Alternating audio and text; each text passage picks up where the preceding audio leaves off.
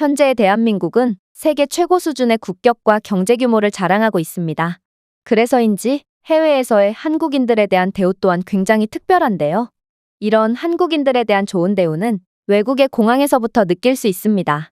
전 세계 어디를 가더라도 공항 직원들은 한국인들에게 놀라울 정도로 친절하게 대해주기 때문인데요. 만약 한국인들에게 불친절하게 응대해주는 공항 직원들이 있더라도 우리는 내가 한국인이라서 불친절을 당하는 거구나가 아닌 이 직원 개인이 불친절한 거구나 라고 생각하곤 하죠. 그 정도로 우리는 한국이라는 나라에 엄청난 자부심을 가지고 있고 실제로도 그에 걸맞은 대우를 받고 있습니다. 그리고 한국인이 아닌 다른 나라 사람들이 외국의 공항에서 겪는 갖가지 수모를 고려해 본다면 확실히 한국이라는 나라의 국격은 우리가 상상하는 것보다 훨씬 높아졌다는 것을 알 수 있는데요. 제가 오늘 소개해드릴 사연도 이와 관련이 있습니다. 한 유럽 여성은 외국에 가려다가 엄청난 수모를 겪고 쫓겨났다고 하는데요. 그런데 몇 년 뒤 한국 국적을 가지고 똑같은 공항에 똑같은 직원을 만났더니 대우가 180도 달라졌다고 합니다. 그렇다면 이 여성이 대체 어떤 일을 겪은 것인지 자세한 내용 살펴보도록 하겠습니다. 벨라루스 여성의 사연입니다. 저는 벨라루스에서 살다가 현재 한국으로 귀화하게 된 마리나라고 합니다. 저는 벨라루스라는 유럽 국가에서 살 때 늘 아시아 국가에 대한 막연한 환상을 가지곤 했는데요. 이렇게 한국이라는 아시아 최고의 국가에서 살게 되었다는 사실이 정말 믿기지가 않을 정도로 한국에서의 하루하루가 행복하답니다. 사실 벨라루스는 유럽 내에서 봤을 때는 그렇게 잘 사는 편이 아닙니다. 물론 벨라루스인들은 늘 열심히 살고 가능성이 있는 국가 중 하나이지만 경제적인 부분은 늘 저희를 힘들게 했죠. 실제로 저는 한국을 그렇게나 가보고 싶었음에도 늘 현실의 벽에 부딪혀야만 했는데요. 저는 어렸을 때부터 아시아 국가들에 대한 호기심이 많았기도 했고 한국의 멋진 궁궐이나 자연을 영상으로 접하고 죽기 전에 꼭 한 번쯤은 직접 경험해보고 싶다는 생각을 했거든요.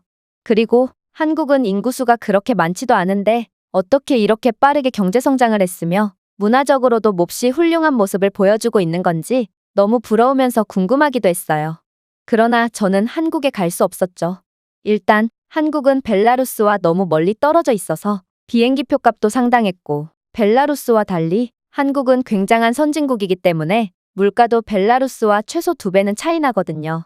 이건 제게 도저히 감당할 수 없는 요소였고 제겐 비행기 표값이 저렴한 근처의 서유럽 국가들을 다니는 것 외엔 별다른 수가 없었습니다. 그러나 현실은 비참했어요. 벨라루스는 같은 유럽 내에서도 무시를 당하고 있는 형국이거든요. 실제로 저는 해외여행을 자주 다니면서 그들의 무시를 직접 겪곤 했죠. 일단 서유럽 국가들의 공항 직원들은 꼭 저를 의심하고 무시했습니다. 자신들의 나라에서 무엇을 할 것인지 범죄를 저지르러 온 것은 아닌지 하는 질문을 몇 시간째 하는 경우도 있었고 몸수세게 강압적이고 무례한 말투는 이제 익숙할 지경에 이르렀을 정도니까요. 그중 이탈리아에서는 굉장히 끔찍한 경험도 하게 되었는데요. 제 국적을 들은 이탈리아의 입국심사관은 저를 막무가내로 약물 유통업자로 의심하기 시작했고 이 때문에 입국을 거부당할 뻔하기도 했거든요. 담당자는 제게 몸수색을 해야 한다고 말하며 제 몸을 더듬으며 희롱성 발언을 서슴지 않았고 저는 그걸 당하면서도 아무 말도 못하는 제 자신의 처지에 너무도 비참한 감정을 느껴야만 했습니다. 그리고 제게 아무런 문제가 없다는 것이 밝혀졌음에도 저는 그저 쫓겨나듯 공항을 통과해야만 했죠. 공항에서 빠져나온 저는 국가의 힘과 인지도가 이렇게나 중요한 것이구나를 뼈저리게 느꼈고 이런 차별을 계속해서 겪다 보니 이제 다시는 해외여행을 가지 않겠다고 결심하게 되었습니다. 그러던 중 저는 정말 우연한 만남을 가지게 되었는데요. 어떤 동양인 남성이 제게 시내까지 가는 택시를 같이 타고 가자고 했거든요. 안 그래도 돈이 부족했던 저는 이 남성과 합석을 하게 됐고 알고 보니 이 남성은 한국인이더라고요. 정말 우연히도 이 남성과 저는 머물 숙소와 여행 코스가 거의 완벽하게 겹쳐서 같이 다니기로 했죠. 저는 그렇게나 꿈에 그리던 한국인을 만났다는 사실도 기뻤지만 이 한국인의 강한 면모의 매력을 느끼게 되었어요.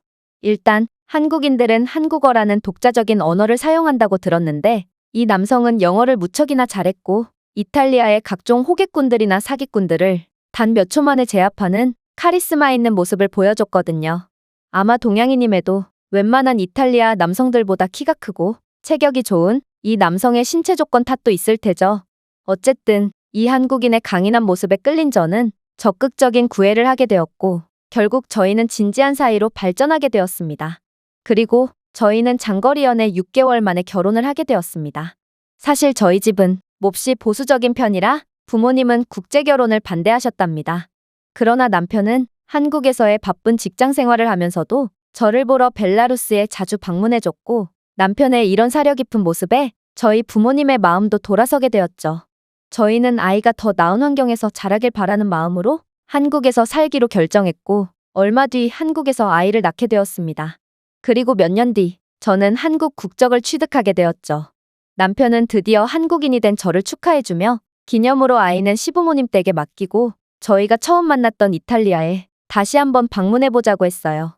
이건 꽤나 특별한 경험이 될 것 같았기에 저도 동의했죠. 그런데 여행 날짜가 다가오는데도 남편은 여행에 대한 아무런 준비도 하지 않았어요.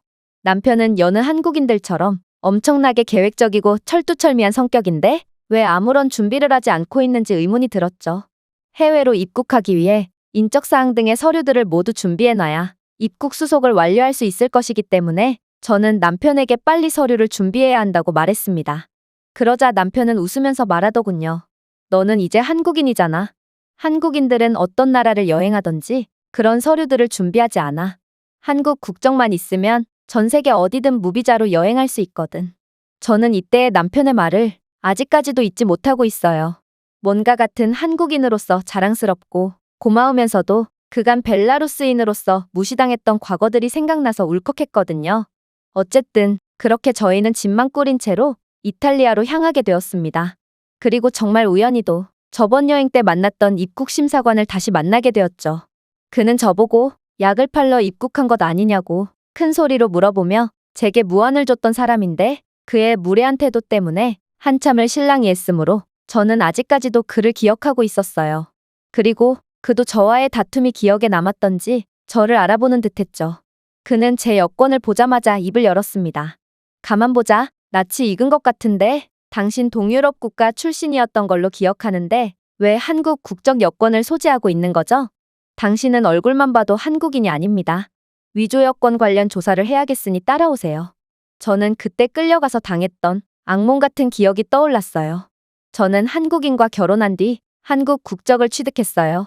이제는 한국인이라고요. 하지만 이탈리아의 입국심사관은 끝까지 의심스러운 눈초리를 거두지 않았고 저를 끌고 가려고 했습니다.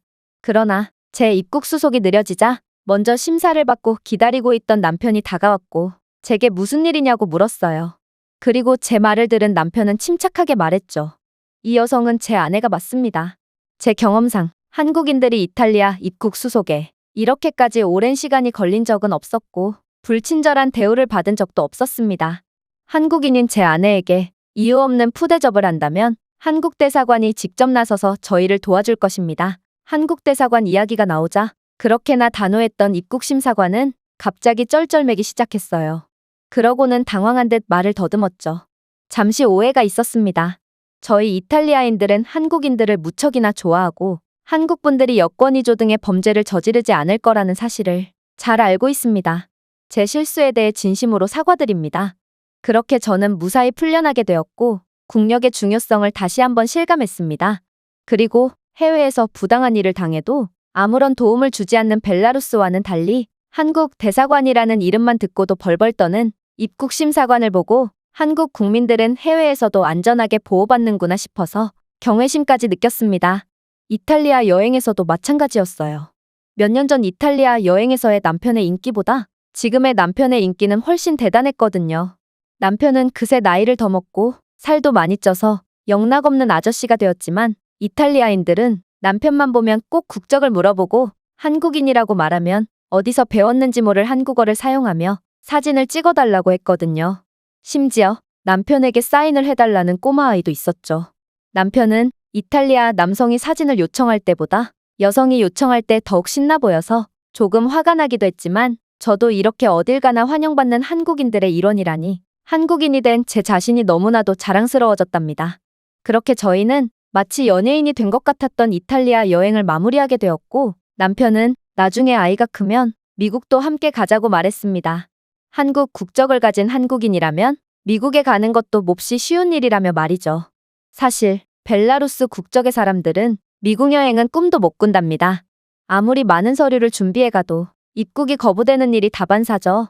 하지만 한국 국적으로는 그런 미국까지 쉽게 갈 수 있다니 정말 꿈만 같았어요.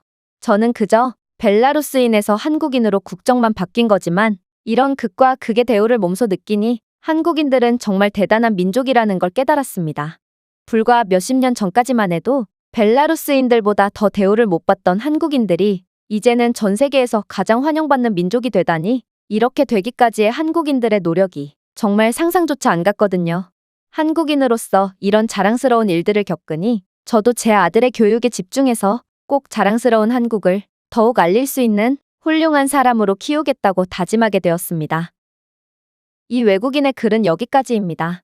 대한민국 여권으로는 비자가 없이도 192개국을 여행할 수 있고 이는 일본에 이어서 세계 2위인데요. 그러나 무비자 체류 시간이 가장 길고 일본에서는 세계 여행을 하는 사람이 거의 없어서 사실상 한국이 여권파워 세계 1위라고 인정받는 중이라고 합니다. 이렇게 한국이 세계적으로 인정받는 모습이 자랑스럽지 않을 수가 없습니다. 제가 준비해온 내용은 여기까지입니다. 끝까지 시청해주셔서 진심으로 감사드리며 여러분들의 구독과 좋아요, 알림 설정은 영상 제작에 큰 힘이 됩니다. 이상 세모튜브였습니다.